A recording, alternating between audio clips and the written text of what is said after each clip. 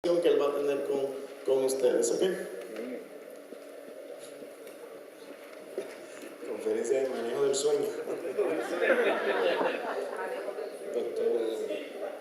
Doctor Daniel, yo pensé que me amaba, pero me ha puesto los turnos más difíciles, el AM y el post almuerzo. Este no ha hecho la digestión. Y me dejo aquí un tenedor también. Y ya, pues lo que hemos estudiado en neuroeducación cristiana, pues sabemos que el cerebro cada 15 minutos se va en intromisión. De la misma forma que la computadora se va en sleep mode. Y la única forma de interrumpir esa intromisión es intencionalmente es concentrarlo en la materia. Pero bueno, Dios es bueno. All the time. Dios es bien bueno. Usted sabe que la gente no tiene problema con reconocer la existencia de Dios. El ateo, creo, la honestidad intelectual es que sí reconoce la existencia de un ser supremo. El problema de la gente no es con reconocer la existencia de Dios, pero sí tiene problema con el carácter de Dios. Abro esta exposición con esa declaración, esa frase coloquial, porque lo mismo nos pasa a nosotros.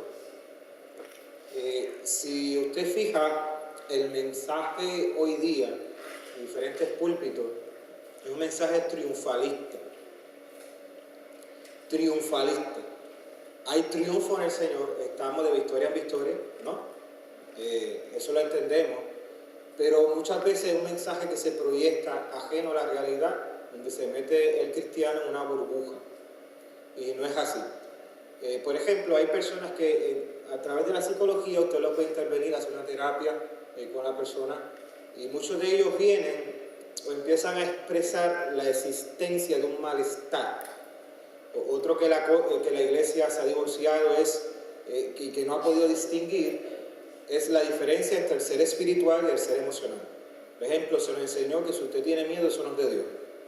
Y eso es una aberración total, crasa, porque el miedo es una emoción. Nuestra ingeniería emocional está diseñada en miedo ¿para qué? Para protección. Si usted no siente miedo, las personas que practican los deportes extremos, en su gran mayoría de ellos tienen un problema en la amígdala cerebral. Y ya como es un asunto clínico físico, por eso es que ellos las alturas, para ellos un desafío es una adrenalina, pero es por una causa anatómica. Así que el miedo está diseñado para protegernos y para escapar, para huir. Así que si usted siente miedo, tiene que entender que esto es algo normal. Jacob, cuando despertó de aquel gran sueño, dice que tuvo miedo. Dijo, cuán terrible es este lugar. No es otra cosa que casa de Dios y puerta del cielo. ¿Se acuerdan de ese texto? Pero siempre se nos enseñó, si usted siente miedo, no es de Dios. No. Ahora, el miedo que usted no trabaja, que usted no procesa, que usted no maneja, ese miedo se convierte en una fobia. Ya eso es distinto. Ya sí eso es patológico. Por ejemplo, ¿cuántas de las mujeres que están acá tienen miedo a las cucarachas? Dije mujeres y los hombres levantaron la mano.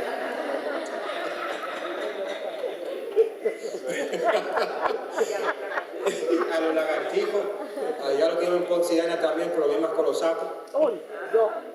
Mi esposa anda haciendo research que cómo puede hacer para alejarlo, reprender los sapos de la casa, que no. Sal. Yo le echo sal. Sí. Y se van, salen. ¿Eso no es espiritual? No. ¡Sal de aquí! ¿Un coquí? Coquí boricua, pero ahora María se lo llevó todo. Están en escasez. Sí, está en escasez. Pues mire, el miedo es algo bien natural. Cuando usted está ante un proyecto donde usted sabe que está manejando cosas sagradas y usted sabe que involucra una asignación monetaria, por ejemplo, la mayoría de los pastores sufren ese miedo cuando está en construcción, porque sabe todo lo que involucra, toda la exigencia también que estamos expuestos a demandas por el gobierno, y muchas veces carecemos de recursos y también de gente que esté apta para manejar y trabajar esos proyectos. Pues inevitable que uno sienta miedo. Entonces, de alguna forma u otra, se nos ha reprimido esa emocionalidad. Y cuando usted trata a una persona que lo primero que le dice, yo me siento mal. Mire, ¿cuánto ha experimentado tristeza? Me alegro. ¿Usted sabe lo que significa esa tristeza? Que sus emociones funcionan. Voy a dejar que mastique eso. Esa tristeza, ese sentimiento, expresan y reflejan y dicen que sus emociones están funcionando. Ahora, la tristeza que usted no maneja y se prolonga, esa tristeza se convierte ¿en qué? En depresión. Entonces hay gente que anda reprendiendo una depresión, que muchas veces esa represión está dirigida a algo que no existe. No es que haya ausencia de presencia o de espíritus malignos, ya ese es otro tema. ¿Ve? Pero si usted, por ejemplo, no maneja el miedo a la muerte, ¿cuántos tienen miedo a morir? ¿Cuántos tienen miedo a morir? Ah, pues sí, que significa que si le tiene que morir en las próximas horas, usted muere tranquilo, ¿no? ¿Sí? Ah, bueno, pues le cedo el turno mío. Eso es algo muy natural. De hecho, la muerte es parte de la vida. Si una semilla no muere, no suelta todo el potencial. Y esa eventualidad nosotros no se nos ha enseñado a manejar. Por eso la Biblia tiene mucho que decir. Dice, en el mundo tendréis aflicción. ¿Pero qué dice? Confiad que yo he vencido ¿a qué? Al mundo. Pero también dice en la carta tesalonicense que dice que no entristezcáis como los demás. ¿Vio? ¿Por qué? Porque hay un consuelo. Al Espíritu Santo se le conoce como ¿quién? Consolador. Para todo hay recursos. Pero se ha reprimido esa emocionalidad y nosotros rehuimos a sufrimiento y al dolor. Y tengo que decirte que el dolor es parte de la vida. Tengo que decirte que el dolor es inevitable. Algo que veo ausente dentro de las capellanías es lo que yo llamo una pastoral del dolor. Lo puedo apuntar, una pastoral del dolor. Claro, nadie quiere experimentar sentimientos de angustia. De hecho, la palabra triste, en su fonética, de ahí es que viene triste, porque emula el sonido de los objetos cuando se aplastan. Una persona que se siente triste es como que se está sintiendo aplastada. La depresión, ¿qué significa? Deprimido, por debajo, oprimido. Una persona que está deprimida, son diferentes causas, pero la raíz principal es por una tristeza, una idea que no manejó. Por ejemplo, yo siempre lo explico, cuando hablo del manejo del duelo, viví la experiencia en 2010-2011, en todo ese transcurso, en ese intervalo, que sufrí la muerte de mi madre. Ese fue un tiempo bien difícil y hubo una semana donde yo me deprimí, pero me di cuenta que esa depresión vino acumulada, tristezas acumuladas, y no trabajé en el pasado, y la muerte de mi madre lo que hizo fue un gatillo de memoria. Gatillo, ¿sabe lo que es gatillo? ¿Lo voy a entender con gatillo? Entonces hay situaciones que son como un gatillo, que disparan. Y se disparó toda esa tristeza, frustración, resentimiento acumulado, y me di cuenta que estaba resintiendo contra Dios. Porque en mi análisis, en mi forma de pensar, porque todos somos pensantes, esa idea a fuego lento, Dios me usa para ministrar, para sanar a otra gente, librar a otra gente, pero mira la condición de mi mamá, la condición clínica de mi madre. O sea, eso se va cocinando a fuego lento y llega el momento que eso dispara. Y cuando dispara, lamentablemente, como yo siempre le digo como padre a mis hijas, nunca te metas en una situación donde yo no pueda ayudarte. Y es que lo pasa a nosotros.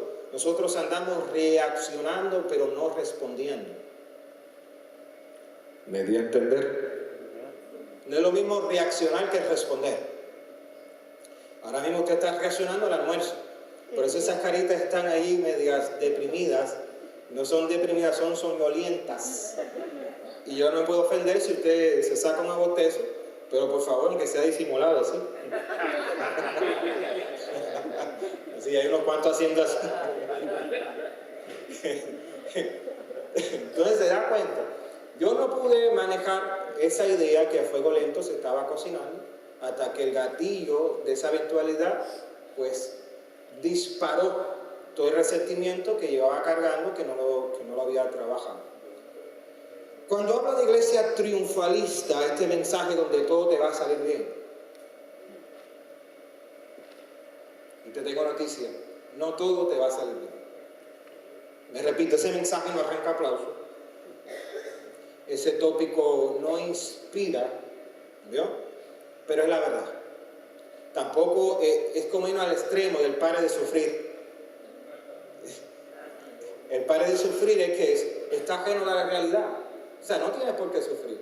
Y en algún sentido sí, porque vamos a descubrir algo de un concepto que quiero trabajar aquí en la pastoral acerca del sufrimiento, pero tengo que decirte que el dolor es inevitable. Apúntalo. El dolor es inevitable. El dolor es inevitable, pero en esta primera sección tengo que hablar sobre el misterio del dolor.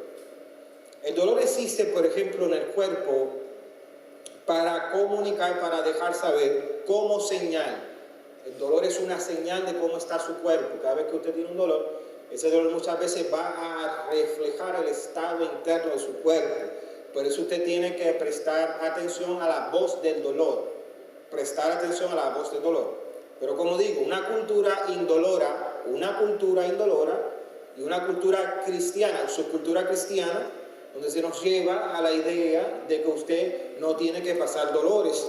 Y tampoco yo estoy hablando de un masoquismo, de encontrar placer en el dolor. No estoy hablando de eso. Yo quiero balancear y calibrar lo que quiero hablar. Pero la iglesia, el mensaje que ha mercadeado es el mensaje triunfalista. Y prácticamente se parece al horóscopo. Cuando hablamos del destino, Dios tiene una palabra profética, que todo te va a salir bien, que se van a abrir puertas en otras naciones, que prosperidad va a venir a tu vida, que en el amor, dinero, amor y salud. Dígame, ¿alguien me levantó la mano por ahí? Sí, bien. ¿Tiene sueño? No, dígame.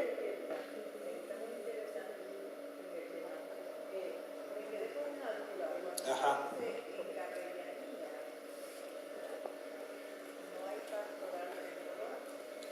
No, me refiero a que hay una ausencia en base al tema, y más bien hablo de una pastoral del dolor. Una pastoral del dolor es una interpretación pastoral, cristiana, bíblica, acerca del sufrimiento o el dolor. A eso me refiero. Porque cada vez que hablo de pastoral o hablamos de pastoral, la gente ya tiene un concepto, un preconcepto de que pastor es una figura. Y pastor no es una figura, no es una personificación.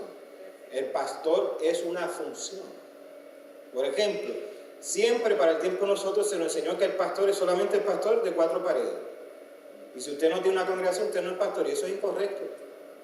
¿Por qué? Porque su primera iglesia es su iglesia. Perdón, su familia.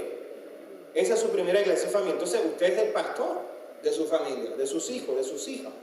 Usted tiene que también tener una pastoral. Una pastoral es la aplicación de esos principios espirituales, porque usted es representante de esa casa. Así que en ese sentido todos somos pastores, ¿les parece? Amén. Pero como antes, de hecho, la capellanía es una pastoral. Todos ustedes los capellanes no necesariamente tienen que ser un pastor en función de una congregación, no necesariamente, pero usted desarrolla una pastoral a través de esa capellanía, ¿ve? Porque usted está dando cuidados pastorales. Uno de los problemas de la pastoral per se, es que hoy día la forma en que se lleva, que se gobierna la política de la iglesia, el pastor hoy día ha tomado otros roles. Y bien lo dije en la conferencia primera que di. Antes el tipo pastor de antaño de mi generación, de la generación de mi papá, el pastor de cuidado pastoral que estaba en las casas. Estaba en las casas, estaba en los hospitales. Y prácticamente ese ministerio ha sido delegado a la capellanía. ¿Se ha dado cuenta? En este país, el pastor con la pastoral de Puerto Rico en esos años no funciona. Y es la verdad. ¿Por qué? Porque ahora es distinto. Han cambiado que los tiempos, ha cambiado la sociedad, el comportamiento, la conducta de la sociedad, dentro de este consumerismo que existe, el estrés que nos está matando. ¿Por qué? Porque hoy día hay unas exigencias laborales y unos horarios. Acá, por ejemplo, y mire, yo trabajo de lunes a jueves 40 horas, trabajo 10 horas diarias, a eso le suma 2 horas, aparte de esas 10 horas laborales, 1 hora para ir, 1 hora para regresar, 12 horas. Mi esposa y yo casi siempre llegamos a las 7 de la noche todos los días, y a esa hora hay que atender las hijas, hay que atender la casa, hay que atender muchas cosas, imagínense, y yo también tengo que atender asuntos del trabajo que quedaron pendientes y atender el asunto ministerial. Llega el momento que uno no sabe cómo trabajar esto y donde se desgasta. Yo mismo tengo que aplicar esos principios y tengo que también encontrar descanso dentro de esa agenda. Vivimos en Norteamérica. Hoy el pastor hoy día no se puede dar el lujo de hacer todas esas tareas. Para eso delega y asigna un grupo y para eso se han diseñado los capellanes. Si todavía no se han dado cuenta, ustedes son pastores. Me están mirando con una cara de... Y cuando hablo de regreso a la pastoral del dolor, se nos ha enseñado y se nos ha metido una burbuja y hoy prácticamente se repite la misma ecuación del pensamiento en el contexto, por ejemplo, del libro de Job y en el contexto de los evangelios, que una persona que sufre, una persona que está en prueba, es porque es producto y consecuencia de un pecado. Porque Dios no te llama a sufrir, es verdad, Dios no te llama a sufrir. Pero el dolor es inevitable. Y voy a empezar por el final. El dolor es inevitable, pero el sufrimiento es opcional. Me repito, lo puedo apuntar. El dolor es inevitable, pero el sufrimiento es opcional. ¿En qué consiste el sufrimiento? Ya mismo le digo. No me cambies de canal. Quiero dar un poquito más de desarrollo al misterio del dolor. ¿Verdad? ¿Alguien dijo algo? ¿Estamos bien? Ok, perfecto. Ahora bien, cuando este mensaje triunfalista es el que impera, pareciera ser que la gente percibe que debe estar vacunados en contra del dolor o el sufrimiento, pero no es así. ¿Cómo yo se lo compruebo? ¿Quiere Biblia? Vamos a darle Biblia. Vaya conmigo rápido, vamos a hacer aquí un manejo de escritura aquí rápido. Hebreos. Vaya a la carta de los Hebreos, y este es un pasaje que ha sido bien discutido, que mucha gente lo sabe de memoria. De hecho, el pasaje que voy a hablar capítulo aquí, que solamente lo voy a presentar como unas pinceladas, es a lo que se conoce el capítulo 11 de Hebreos como el registro del Salón de la Fama de los hombres de fe. ¿Sí o no? ¿Había escuchado eso anteriormente? Hebreos 11. Bueno, les recuerdo así por encima. Hebreos 11, usted va a notar el versículo 17, por la fe Abraham. Yo quiero que me preste su mejor atención. Voy a leer rápido. ¿Me presta la mejor atención tipo cafecito?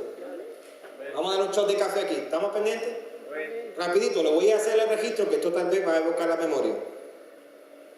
¿Estamos listos?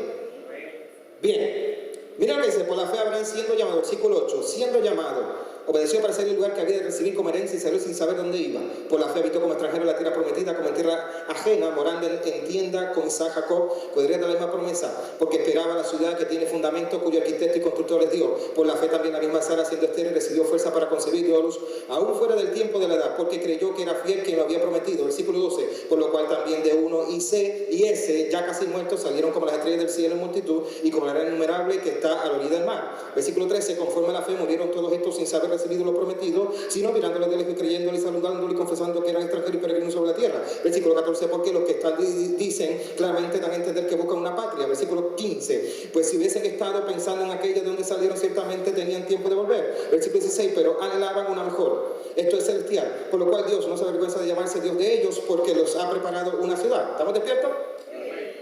¿Estamos despiertos? ¿Se recuerdan? El versículo 17, mira lo que dice, por la fe Abraham, diga por la fe.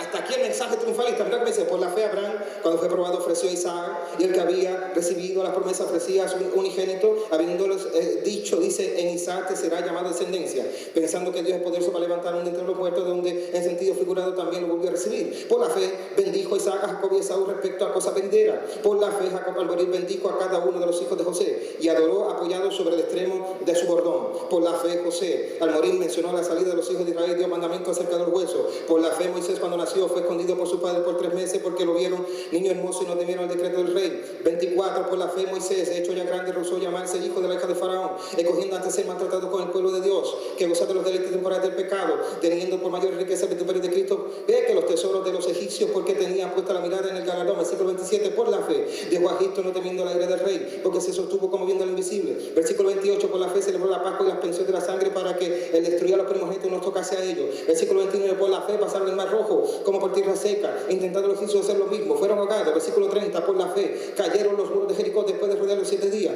Por la fe Rahab, la ramera, no pereció juntamente con el desobediente, habiendo recibido a los espías en paz. ¿Y qué más digo? Porque el tiempo que me faltaría contando de Gedeón, de Barak, de Sansón, de Jefté, de David, así como los Samuel y de los profetas, que por la fe conquistaron reinos, hicieron justicia, alcanzaron promesas, taparon bocas de leones, apagaron fuegos impetuosos, evitaron filos de espada, sacaron fuerza y debilidad, se hicieron fuertes en batalla, pusieron en fuga ejércitos extranjeros. Hasta ahí el mensaje triunfalista. Amén. ¿Están despiertos? ¿Están despiertos? Hasta ahí el mensaje triunfalista. Por la fe. Por la fe. Por la fe, yo creo que se les fue el sueño. Sí, pero estoy fatigado, abusadores. Ahora mire el versículo 35. Aquí está la gran diferencia, porque hasta ahí se arranca aplausos. Pero mira, dice, las mujeres recibieron sus muertos mediante resurrección, más otro, subraya eso, más otro, dígalo más fuerte, más otro. Vamos, dígalo más fuerte. ¿Qué dice? Este dentro de un contrato son las cláusulas y las letras pequeñas. Mira lo que dice.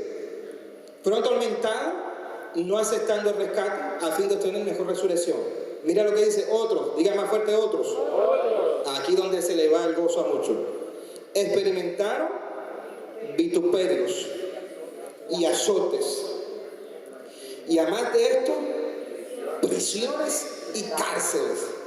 Fueron apedreados.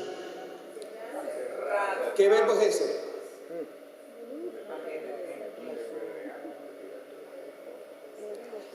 Aserrados. Es que a muchos de ellos los partieron por la mitad con una silla.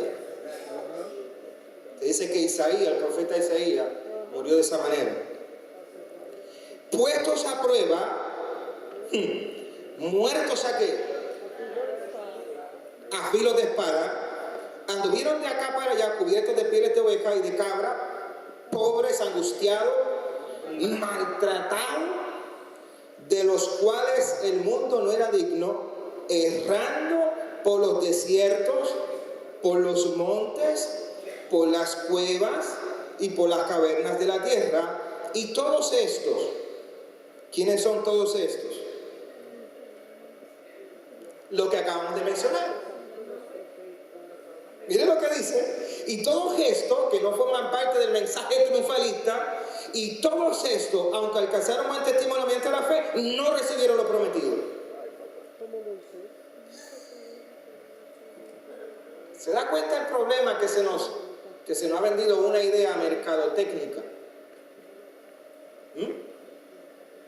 Amor, dinero y salud. ¿Y qué ha pasado con la gente?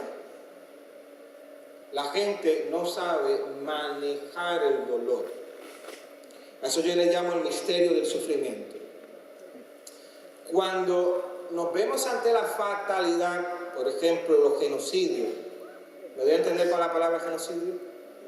Le llaman el despido en masa, el asesinato en masas. Por ejemplo, la muerte de un sinnúmero de personas, como alrededor de 3,000 y pico, el World Trade Center 9/11. Eso trajo a la palestra un montón de debate bien polémico, porque nosotros no sabemos defender la fe ante una fatalidad como esa. Si Dios es Dios, que lo sabe todo, que es omnipotente, que es omnipresente, ¿cómo es que Dios permite que estos yihadistas se suban a esos aviones, utilizan esos aviones como proyectiles en contra de esas estructuras emblemáticas, claro está, y permite el despido en masa de tanta gente? Hay quienes se pusieron a hacer teología porque dentro de la desesperación de esa tragedia, cuando impacta esa arquitectura, mucha gente ante el fuego, ¿qué hace? Se lanza al vacío. Hay quienes hablan de un suicidio colectivo en ese sentido, pero yo no lo llamaría suicidio. Hay gente que hace la teología y no, esa gente va para el infierno porque esa gente se suicidó. Y yo no me atrevería a hacer un argumento como este. Mire, hay que entender algo. Todos tenemos y cargamos una sentencia de muerte.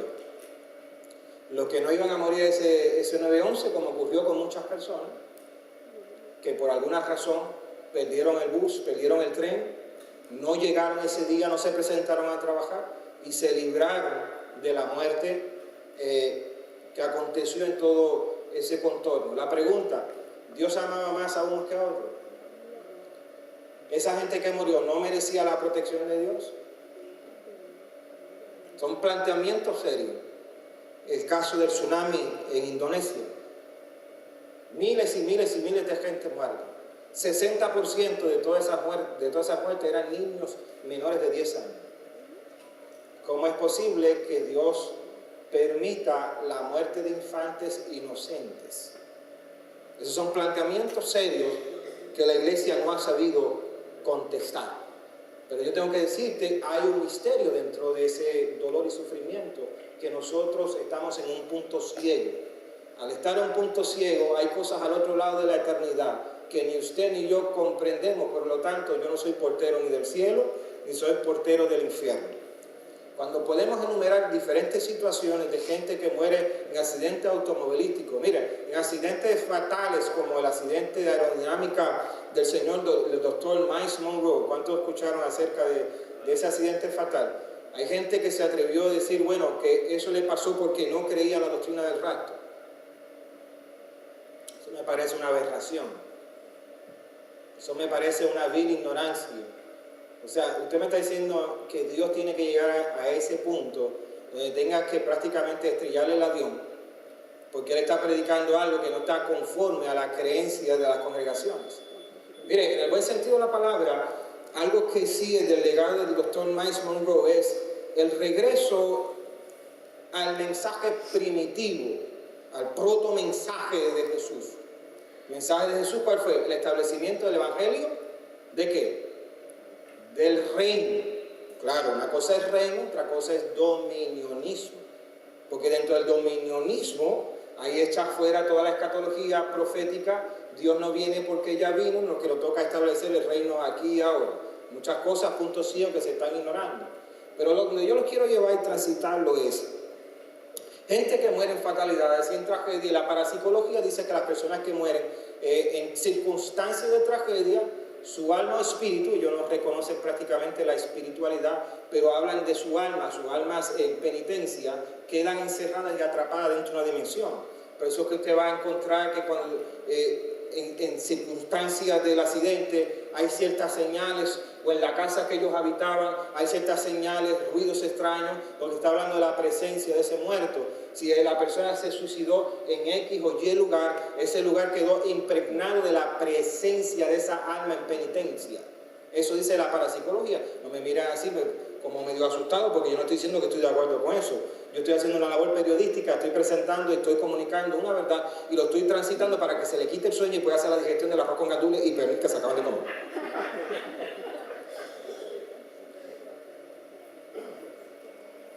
¿Se da cuenta? Entonces se nos forma ese dilema, y ante ese dilema yo he descubierto cuál es la respuesta de Dios, porque ahorita mencioné temprano en esta exposición es que no es lo mismo reaccionar que responder.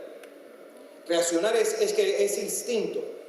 Responsabilidad significa responder con habilidad. Dios sencillo, no hay una gran revelación, la misma palabra esconde el mensaje. Responsabilidad es responder con habilidad. No es lo mismo ser reactivo que ser proactivo. La mayoría de las personas han sido reactivas, que andan reaccionando. Proactivo es cuando ya usted determina ciertas situaciones que usted las puede prevenir.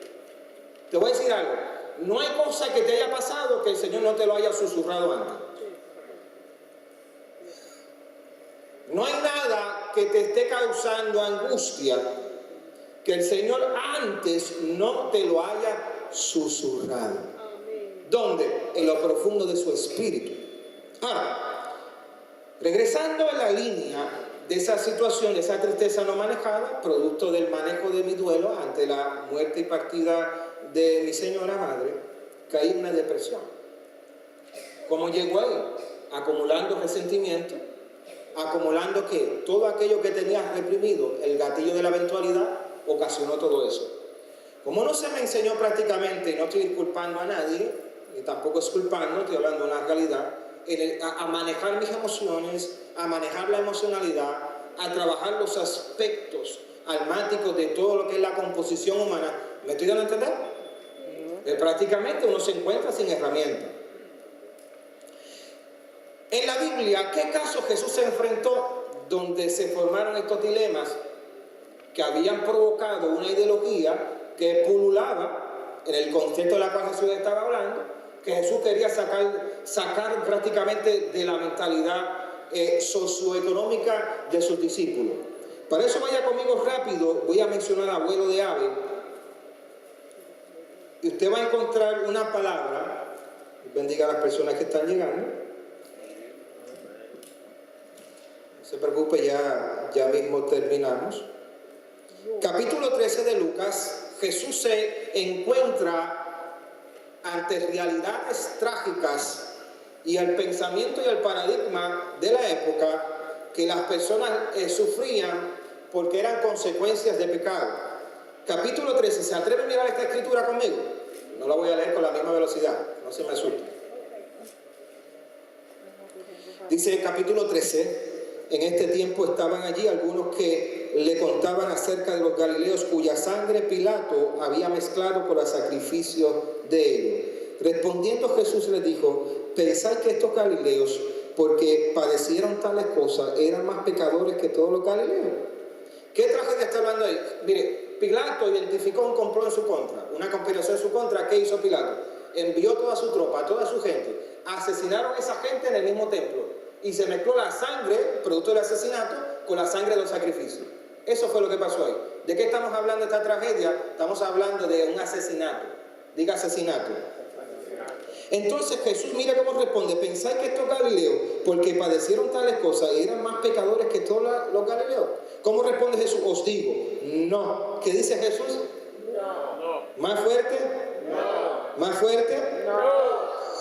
Ahora, mire, la Biblia registra otra tragedia y otra fatalidad.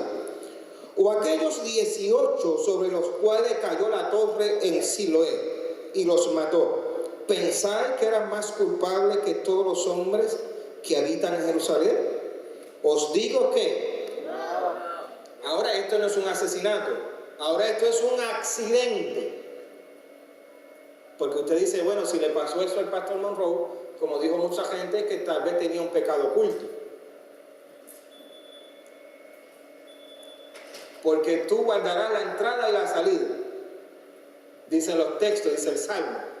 Algo estaba haciendo el doctor Miles Monroe en el pensamiento de mucha gente, que entonces Dios le pasó una factura y lo sacrificó. Como ha pasado, mire, el señor David Wilkerson y otras figuras evangélicas, ministros que han muerto en fatalidades. La hija de Rick Warren, lo digo porque es de conocimiento público, el hijo se suicidó, ¿no? ¿Cuántos supieron de esa noticia? Y fue el que escribió Una vida con propósito, y mira lo que le acontece. Que usted piensa que por ser cristiano usted está exento, usted está vacunado en contra de una tragedia. ¿Qué dice Jesús? Que el pensamiento consecuente, como era en el contexto del libro de Job, Job está así porque tal vez está ocultando un pecado. Y se da cuenta que el gran porcentaje en términos de volumen del libro de Job se trata sobre el discurso de los amigos. Y que de hecho los amigos, les voy a decir algo, los amigos estaban haciendo tremendo trabajo, estaban haciendo tremenda capellanía mientras estuvieron callados.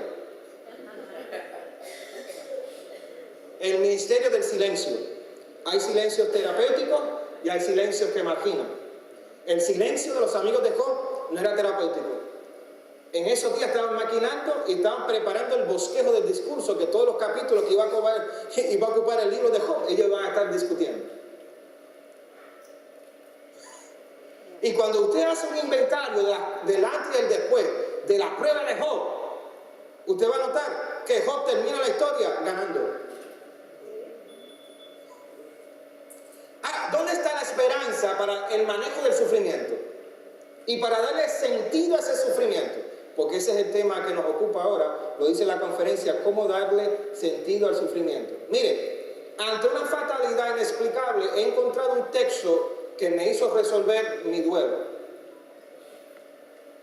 Así como no puedo entender la circunstancia en la cual muere mi madre, y no puedo entender el cuadro clínico de salud mental de mi madre, como no lo puedo entender y Dios no me lo va a explicar porque no tengo la capacidad de entenderlo, porque algo sabe Él desde el otro lado de la eternidad, que acá al otro lado de la eternidad yo no voy a entender porque me voy a fundir lo fusible. ¿Estamos aquí? El Señor resolvió esto con un texto. Mi paz os dejo, pero dice también las Escrituras que Dios que nos va a dar una paz que sobrepuja. ¿Cómo dice? Todo entendimiento. Ante una situación, una tragedia inexplicable, copie eso, hay un consuelo inexplicable de Dios. Ante una tragedia inexplicable, también hay en reserva una paz inexplicable. Cuando me encontré con ese texto, le di sentido a mi dolor y ya no argumenté ni hice debate con Dios y resolví mi resentimiento. De esa forma tan sencilla, pero a la misma vez tan terapéutica. Mire, si estudiamos el sufrimiento de Elías, ese sufrimiento tenía una razón de ser. Vaya conmigo de inmediato al capítulo 19 de Primera de Reyes. Para el buen entendedor, con decir que Primera de Reyes está antes de Segunda de Reyes, basta. Porque aquí encontramos un hombre de Dios, conocido como el profeta del fuego, donde yo le voy a demostrar que no tenía problemas espirituales. ¿Tenía problemas espirituales Elías? ¿Tenía problemas espirituales? No. ¿Cómo Dios lo respaldaba? Con fuego literal que caía del cielo. Bendiga a estas personas elegantes que están entrando. Miren, si él no tenía problemas espirituales, ¿cuáles eran los problemas de Elías? Eran almáticos, diga almático. Ahora, ¿cuál es la raíz clínico de la depresión de Elías? Que no encontraba la raíz del problema.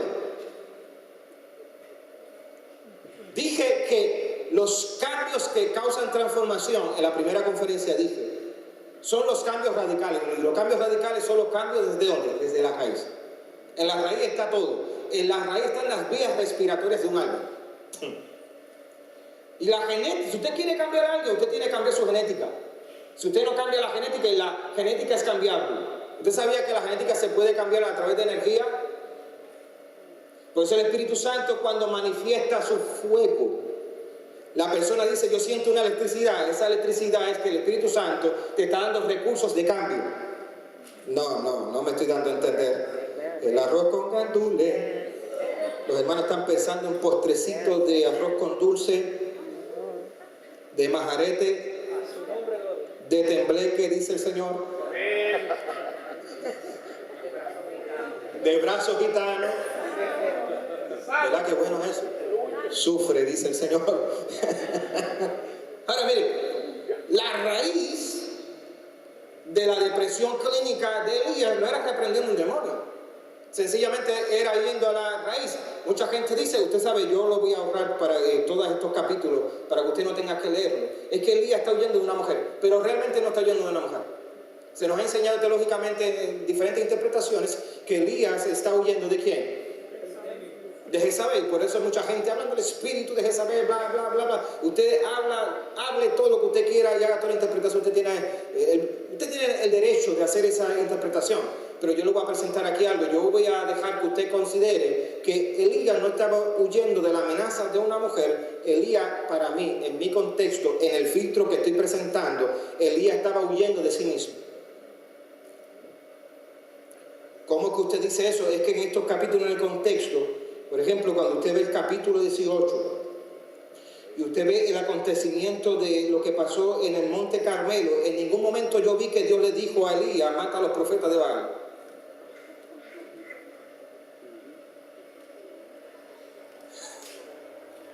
En ningún momento Dios le dice, mata a los profetas. Entonces, ¿qué hizo Elías? Elías cometió un genocidio.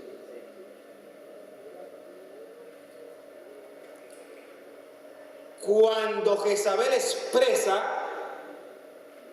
una sentencia de muerte y una amenaza, entonces le hizo el clic, porque las palabras de Jezabel son el vehículo para que Elías despierta una realidad de que lo había hecho mal.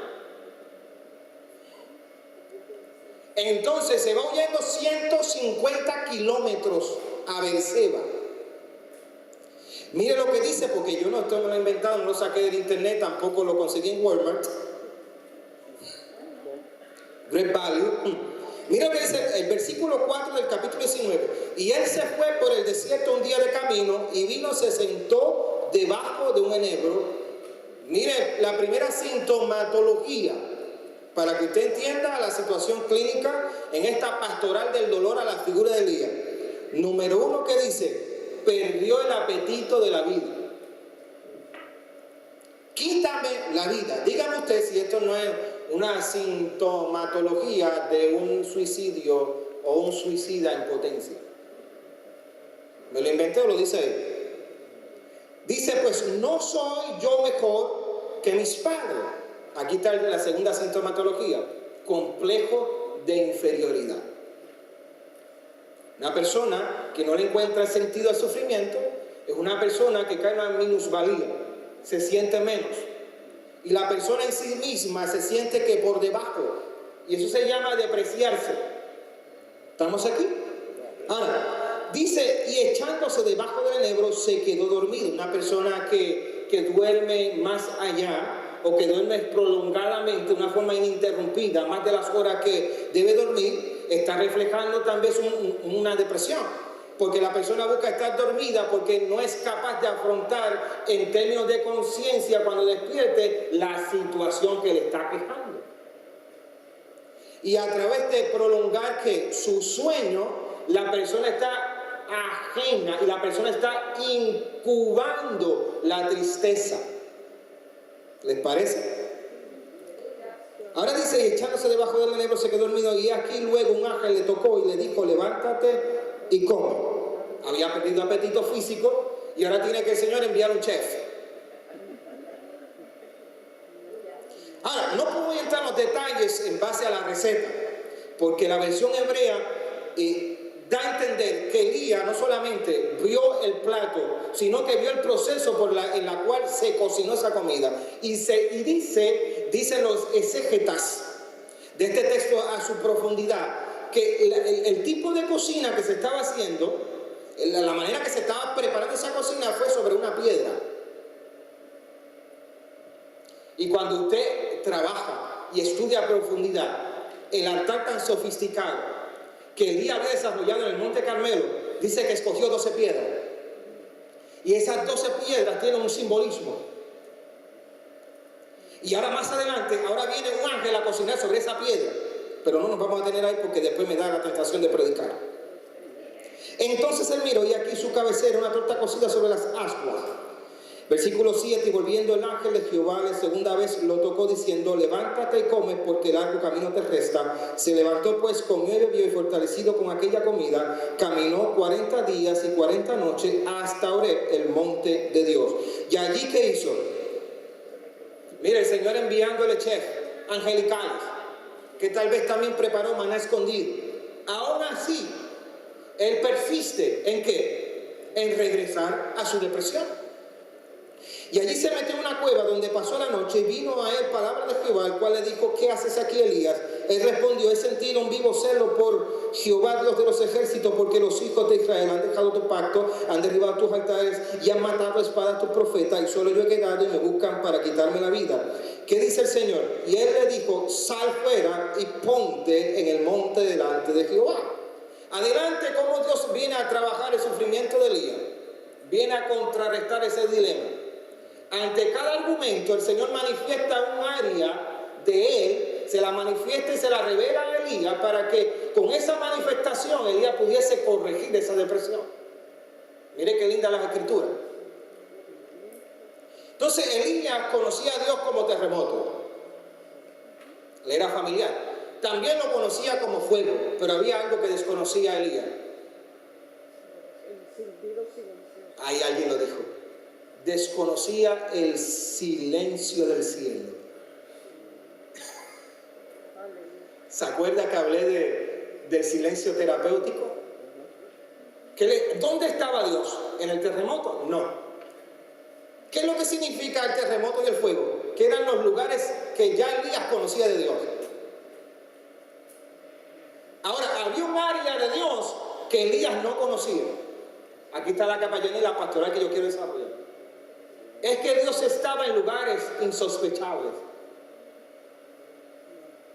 Y nosotros como capellanes lo descubrimos en nuestra zona de trabajo, nuestro taller de trabajo, que Dios está dibujado en la cara de un enfermo. Que Dios hace acto y ministerio de presencia en la mirada de un orfanato. Por eso hemos hablado en el texto medular de la primera conferencia, dice que tuve hambre y no me diste de comer. Estuve en la cárcel, estuve preso y no me visitasteis. Prácticamente Dios se esconde en el silencio del dolor de la gente. Aleluya. Pero nosotros en la iglesia estamos leprosa. Algo que la lepra ataca y corrompe es el sistema límbico. Y hemos perdido la capacidad del tacto. Por eso dice, por haberse multiplicado la maldad, el amor de muchos se enfriaría. Y hay algo que se llama teopatía. Teopatía es apatía por Dios. ¿Qué es apatía? El no sentido. ¿Cómo darle sentido al sufrimiento? Entendiendo la diferencia entre el dolor y el sufrimiento. El dolor es inevitable, el sufrimiento es opcional. ¿Qué es el sufrimiento? El sufrimiento es la interpretación de ese dolor. Usted tiene que entender que el dolor es su amigo muchas veces. El dolor tiene una voz. El dolor tiene un mensaje que usted tiene que aprender a interpretar. Y en la exposición de la grabación voy a hablar del manejo de crisis de Jesús en el huerto de Getsemaní. Puestos de pies. Padre, gracias por esta exposición. Gracias por este consejo. Gracias, Señor, por tu palabra. Ya pronto nos aprestamos para seguir el protocolo, el programa diseñado en esta pastoral, en esta capellanía, Señor, que celebramos. Que hay personas aquí, capellanes, que están renovando, pero hay un grupo que se allega en este lugar para graduarse. Ya pronto, Señor, vamos a entrar en un valle de huesos secos, donde hay coyunturas, donde hay ligamentos que están rotos, hay relaciones interpersonales torcidas, corrompidas, pero tú has puesto sanidad en nuestra boca. Gracias por esta palabra de instrucción y gracias, Señor, porque ella nos lleva al manejo del sufrimiento para darle sentido al contexto del dolor, que aún en el mismo dolor tú estás con nosotros y tú nos estás hablando. A ti te damos la gloria en nombre de Jesús. Amén y amén. Doctor Daniel con nosotros. Bueno, pasaron la prueba, no se me durmieron después de ese banquete. Muy bien, mis hermanos, gracias por no dormirse, ¿no, verdad? Damos gloria al Señor por eso. Pueden sentar.